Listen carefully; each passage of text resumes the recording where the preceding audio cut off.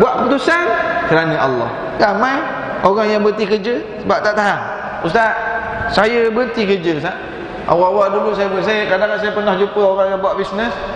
Dia kata sebab apa? Saya tanya sebab apa awak berhenti kerja? Saya kerja dulu tak boleh nak semayang Ustaz. Dia berhenti kerja, susah tu 5-6 bulan, setahun Allah nak uji, akhirnya dapat buat bisnes lain. Alhamdulillah. Ya.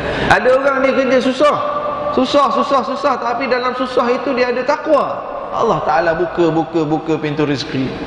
Saya baru jumpa seorang kenalan saya. Saya mula kenal dia awal-awal saya duduk KL tahun 2005 dulu. Dia Tok Bilal, Tok Siak. Tok Siak sebuah masjid tak jauh pun dari sini. Tok Siak muda lagi orang, tapi dia ni orang yang baik. Dia kahwin, lepas tu dia belajar Quran tahun 2005. Dia kata saya nak belajar Quran Ustaz, kalau boleh saya nak mengajar orang pula nanti. Dia kata baguslah, belajarlah. Dia pun kadang-kadang jadi siap, kadang-kadang ambil tugas bila dia azan, belajar Quran tahun 2005 dulu. Kahwin, dapat anak, saya pergilah rumah dia dekat satu kawasan flat tu, dalam PJ ni je. Pergi rumah dia. Baru ni jumpa. Maknanya 2005, saya jumpa dia 2013. Jumpa kat kedai makan. Oh Ustaz, lama tak jumpa. Makan, dia makan sekali. Saya ajak dia makan sekali, belanja dia makan. Sekarang tugas masjid mana? Dia sebutlah, dia tugas masjid mana. Alhamdulillah. Sembang. Saya dapat tahu sebelum ni dengar khabar dia buka kedai sate. Dia meniaga sate. Dah kedai sate macam mana sekarang saya tanya. Alhamdulillah Ustaz, saya ada 2 orang pekerja yang jaga kedai sate saya. Lepas tu nak balik tu dia bagi business card. Ni bisnes apa pula? Sekarang ni dia ambil tender bersih kapet masjid surau. Saya kata, dah dia kerja di masjid surau? Oh Ustaz, Alhamdulillah, saya simpan duit beli mesin. Mana-mana masjid surau nak ni saya ambil tender bersih kapet. Dah awak ada pekerja ke? Yang bersih kapet ni ada ad hoc, ada projek, saya cari pekerja dalam 4-5 orang. Masya Allah. Kan? Soalan paling hebat saya tanya, anak berapa dah? 5 dah. Allah kalah aku. Kita baru 3, dia 5 dah anak. Laju. Lagi ramai anak, lagi tambah rezeki. Tapi kita, bukanlah saya nak kata wallahu alam, tapi dia ni nampak baik. Orang muda lagi. Baru awal 30-an. Alhamdulillah, Allah beri rezeki yang tak disangka-sangka.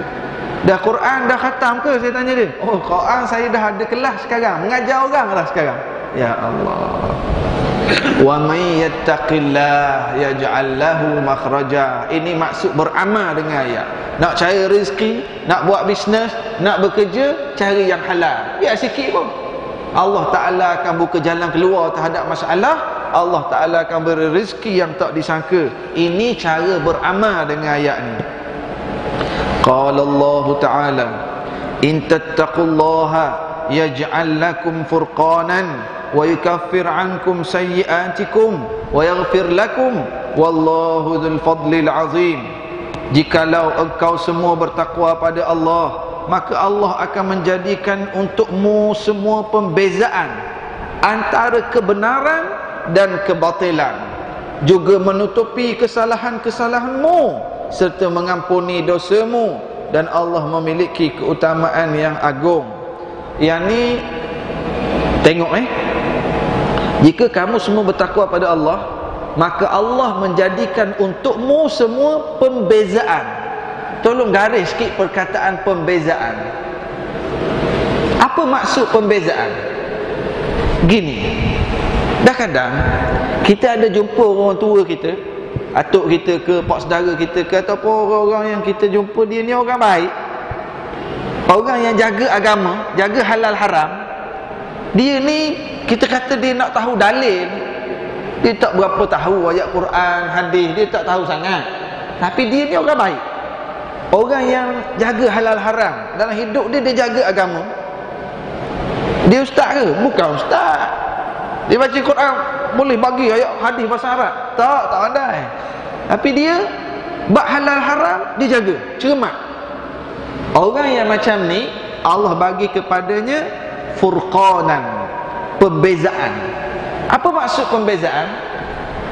Kita boleh minta nasihat dengan dia, kita duduk dengan dia, dia boleh beri nasihat, Jelas antara perkara baik dan perkara buruk. Dia tak tahu dalil pun.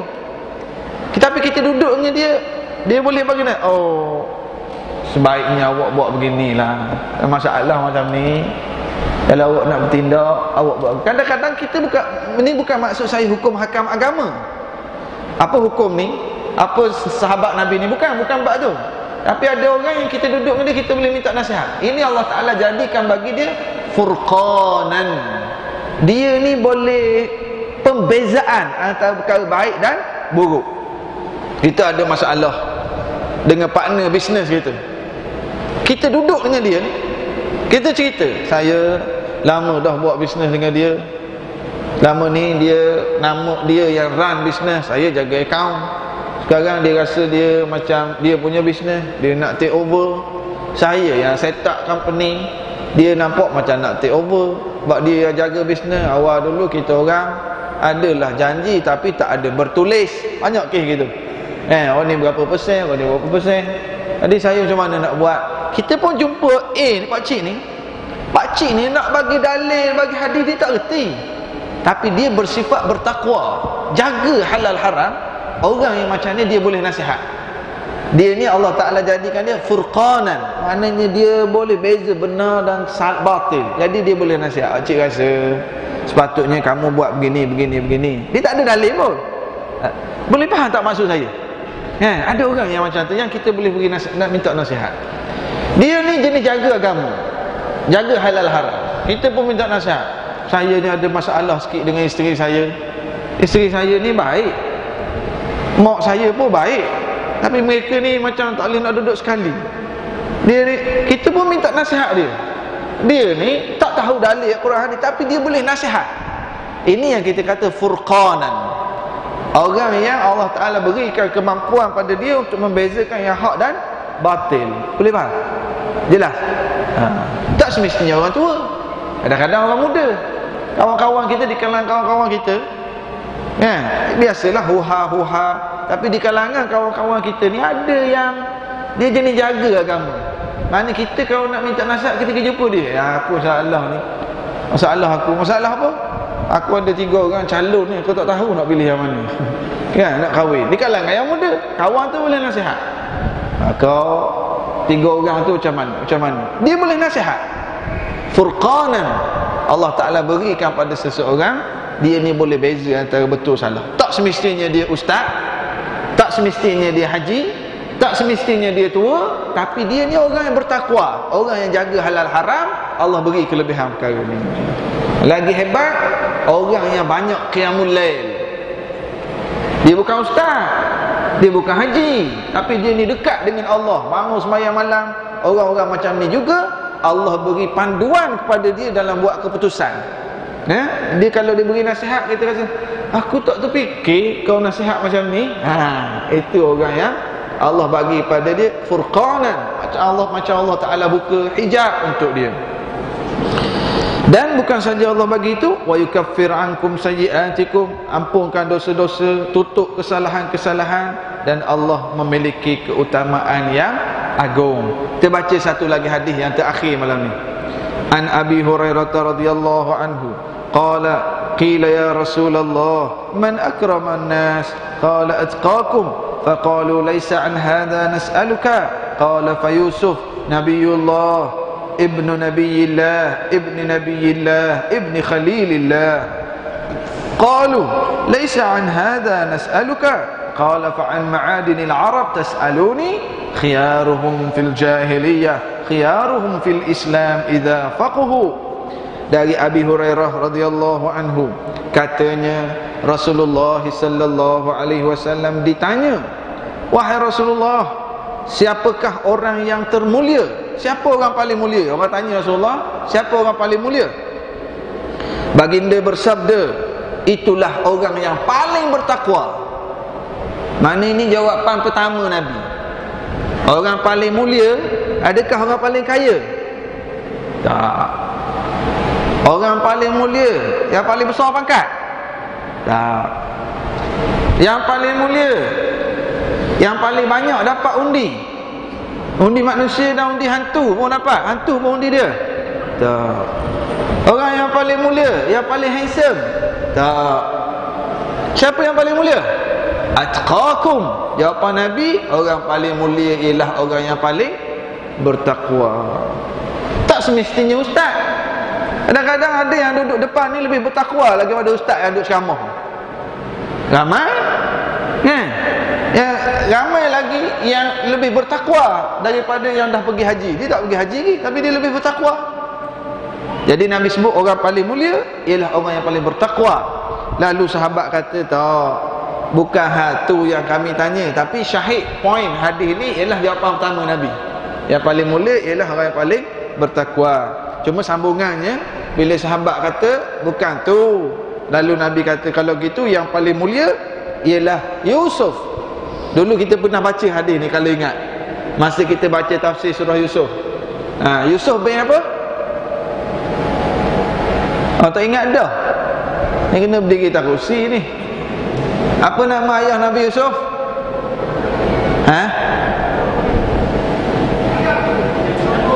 Yusuf bin Idris ke Idris bin Yusuf? Itu menteri besar negeri awak, negeri Yusuf. Dia Yusuf bin Yaqub bin Ishaq bin Ibrahim.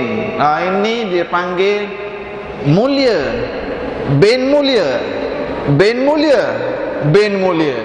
Yusuf bin Yaqub bin Ishaq bin Ibrahim alaihimussalatu wassalam. Hebat kan keturunan dia? Nabi bin Nabi bin Nabi. Jadi Rasulullah jawab, yang kamu tanya yang paling mulia ni ke? Sahabat kata, tak, bukan itu yang aku maksudkan.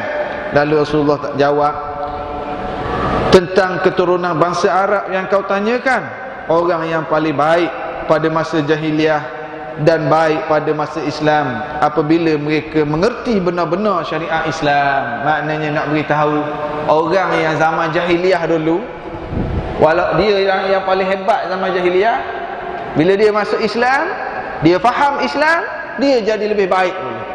Dia jadi yang paling hebat. Dulu dia lawan Islam, bila dia masuk Islam, dia guna hebat dia untuk pertahankan Islam. Antaranya orang-orang seperti Sayyidina Umar Al-Khattab.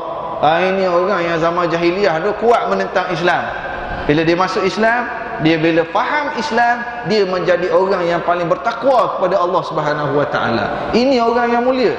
Kita hari ni, kita dah lama dah Islam, mungkin pernah hidup lara, pernah minum arak, pernah berjudi, pernah tinggal semayang, tak datang masjid. Tiba-tiba jadi alhamdulillah, Allah Ta'ala buka hati kita, datang kuliah, jaga solat, arak-arak tu tak nak main dah arak, beli nombor tu ada lagi sekali-sekala ustaz. Lama harga naik ni ustaz, nak cover manalah tahu, kalau kena 7-8 ribu boleh beli telur, beli gula lebih sikit. Ada juga yang begitu. Tinggalkan semua tu. Wa may yattaqillah yaj'al lahu makhraja. Orang yang bertakwa pada Allah, Allah Ta'ala bagi pada dia jalan keluar terhadap masalah. Allah bagi rezeki. Jadi bila dia dah taubat, dia dah jadi baik, dia guna hebat lama dia untuk tolong Islam dulu. Dia dulu banyak duit, belanja tempat mengarut. Sekarang dia dah taubat, guna duit untuk tolong Islam. Dia seorang yang gagah. Zaman lara dulu kerja pukul orang. Bila dia dah taubat, guna gagah dia tu untuk tolong masjid surau, tolong orang Islam. Jadi Nabi jawab, yang paling mulia di kalangan kamu bila dia faham Islam. Walaupun dulu jahiliah, sekarang dah dapat hidayah. Wallahu a'lam. InsyaAllah kita minggu depan, hari Selasa hadapan, tempat kita ni ada 2 program Maulidur Rasul. Yang pertama di Surau Al-Azhar akan diadakan forum, alhamdulillah. Dan di masjid kita dapat Al-Fadhil Dr. Izhar, Dr. Izhar Arif, yang Dr. Izhar Arif hari Selasa depan. Jadi boleh datang. Dr. Izhar Arif ni pesyarah UKM, biasa masuk tanyalah ustaz, biasa masuk kat TV Hijrah banyak. Dr. Izhar Arif, kita minta dia ceramah khas Maulidur Rasul minggu depan. Dan juga untuk makluman, kita ada perarakan Maulidur Rasul akan dibuat di Shah Alam. Setiap masjid diminta menghantar wakil 45 orang. Jadi masjid kita tak cukup orang lagi, baru ada 20 orang. Siapa yang nak pergi, dia jadualnya hari Selasa depan ni sembahyang subuh di sini. Nak sembahyang subuh 6.30. Yelah, main subuh sini pukul 6.30 akan bergerak. Bas akan disediakan.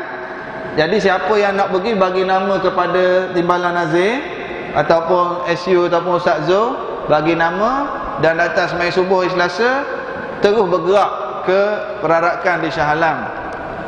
Kemudian ada satu perkara yang agak menarik yang saya nak kongsi pada malam ini. Sempena Maulidur Rasul ni, pada tahun 1396, ini tolong beri perhatian sikit. 1396 Hijrah, 1396 ni tahun 1000 sekarang 1435. Mana campur 4 tahun lagi. 35 campur 4 dalam 39 tahun dulu. Sebuah NGO di Mekah, Rabitah Alam Islami, tempat yang pernah saya pergi khusus tahun 2007 dulu, mana dalam 39 tahun yang lalu, Rabitah ini telah menganjurkan satu pertandingan menulis sejarah Nabi Muhammad sallallahu alaihi wasallam. Sejarah Nabi Muhammad. Kan? Dia anjur pertandingan peringkat dunia. Masa tu hadiah keseluruhan berjumlah 150,000 rial Saudi. Ni 40 tahun dulu. 150,000. Johan tulis sejarah Nabi ni 50,000 rial Saudi 40 tahun dulu. Kan? Dan subhanallah, dia buat pertandingan, ada 171 orang hantar. Dan yang menariknya, 84 dalam bahasa Arab, 64 dalam bahasa Urdu, 21 bahasa Inggeris, 1 bahasa France. Setahun diberi, hampir setahun diberi masa. Pemenang pertandingan peringkat dunia untuk tulis sejarah Nabi Muhammad sallallahu alaihi wasallam ni, pemenang dia agak-agak orang mana? Pemenangnya orang India, Syekh Safiyur Rahman Mubarak Furi, dapat 50,000 rial Saudi masa tu hadiah. Nombor 1 orang India, nombor 2 orang India, nombor 3 orang Pakistan, nombor 4 orang Mesir, nombor 5 orang Madinah. Ini 40 tahun yang lalu. Jadi saya melihat kita duk sambut-sambut Maulud Nabi, satu perkara yang penting ialah kita tahu sejarah Nabi sallallahu alaihi wasallam. Saya duk cari-cari, alhamdulillah jumpa ada orang dah terjemahkan buku. Sebab pemenang pertandingan ini dibukukan. Syekh Safiyur Rahman Mubarak Furi ini telah dibukukan hasil masuk pertandingan tu. Dan masa saya belajar kat Yaman dulu, buku ni menjadi silibus universiti. Dia cerita daripada sebelum Nabi dilantik jadi Nabi, zaman Mekah, zaman Madinah, peristiwa hijrah, perang Badar, perang Uhud. Sangat menarik. Dan kita musim-musim Maulidur Rasul ni bagus kalau ada di rumah buku-buku tersebut. Ada di belakang sana, ada orang jual buku ni. Kalau ada yang nak beli, boleh ambil kat belakang sana. Dan buku ni sangat baik sebenarnya sebagai rujukan kalau ada di rumah masing-masing. Karangan Syekh Safiyur Rahman Mubarak Furi. Sebab kita selalunya kita sambut Maulud, beragak, tapi sejarah Nabi kita tak tahu. Alhamdulillah ada buku yang berautoriti, bagus. Kita dah ada kitab Riyadhus Salihin, ringan. Ini hadis, ini sirah, baik. Kemudian ada kat belakang sana, sampai isyak nanti bolehlah siapa nak tengok. Kemudian ada minta sedikit sumbangan. Sahabat kita Abdul Samad dari Blok 6. Dia ni seorang driver taksi. Isterinya ada masalah, masuk ward dah 3 minggu tak dapat nak bawa taksi. Jadi dia bersama ni, dia jaga anak-anak. Dia lah anak, dia lah ayah. Nak bawa taksi pun banyak tergendala. Harap jemaah dapat hulurkan sedikit sumbangan untuk pembiayaan kos pembedahan. Bagus ni, InsyaAllah kita akan buat kutipan sikit lepas main isyak nanti untuk bantu sahabat kita ni. Moga-moga setakat yang kita mampu boleh meringankan. Tak boleh bagi banyak, kita bagilah sedikit. Kita tolong orang, Allah tolong kita insya-Allah. Beri sekadar kemampuan. Wallahu alam. Assalamualaikum warahmatullahi wabarakatuh.